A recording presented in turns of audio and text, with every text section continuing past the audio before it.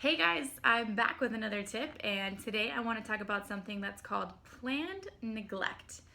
And it's a perfect way to say something that I've been thinking about, and I read it recently in this amazing book called Walking with Purpose: 7 Priorities That Make Life Work. I've been raving about this to everyone, and it's by Lisa Brinkmeyer, and it's just an excellent read, so I suggest it for you. But one of the things that she talks about in here is, in order to make everything work, she talks through the priorities that you should probably focus on for life. And one of the things she says is this concept of planned neglect. And essentially what she's saying is you should go ahead and plan to be bad at some things. And this is not a new concept. I've heard it in a few different places and some business vernacular, etc. But I just love the way she put it there as planned neglect. So we do so much in our lives, and we think we have to do it all. And I know that we don't. So, for example, we have probably a bookshelf full of books that we maybe haven't read. And I can imagine that you walk by that with a little bit of guilt. Like, I need to get through that book that I started. I need to finish that painting that I started. I need to finish that project that I started.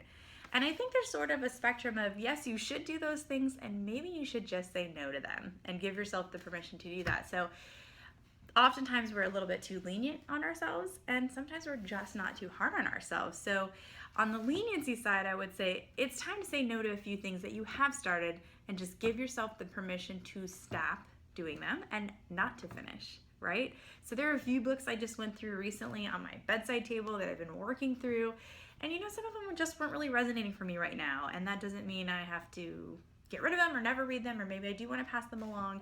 But I just realized that they're just sort of a thorn in my side, and I'm not going to get to them, and I might as well give myself the freedom of sort of letting them go. And this is a really hard thing for so many of us to do, is just let it go, right? Just like the song says.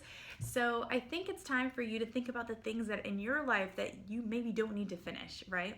Now, of course, on the flip side of that, there's probably some things that you started that you are so passionate about and you have such purpose for, and maybe you need to pick it back up again and keep going. But first, you need to say no to some of these things that you think you have to finish, but you really don't. So I would encourage you today to find a few things that you can plan to neglect, especially at certain seasons of life. I've done that myself and just said, this is not the time to focus on this particular area, and I'll come back to this when I can next year. But give it a date, give it a timeline if you're going to do something like that you really need as a part of your life, if you're going to revisit it. And other than that, find a few things that you can give up today and give yourself the permission to say, I don't need to finish it. Have a great day.